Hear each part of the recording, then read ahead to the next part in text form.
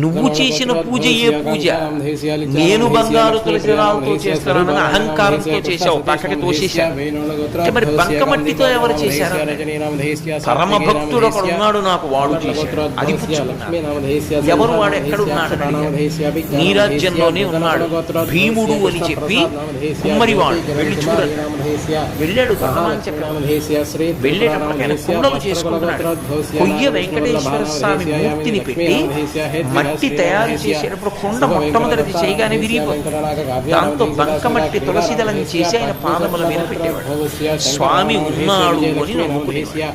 ఆ మట్టి తులసిదళం నేను పుచ్చుకుంటున్నానని తొండమాన్ చక్రవర్తి వెళ్ళిన తర్వాత గరుడ వాహనం మీద వచ్చి వెంకటేశ్వర స్వామి తను కట్టుకున్న బట్టలు తీసి ఆ భీముడికి కప్పి, శ్రీదేవి భూదేవి తమ ఒంటి మీద ఉన్న నగలు తీసి తమాలిని అని భీముని భార్యకి వేసి గరుడ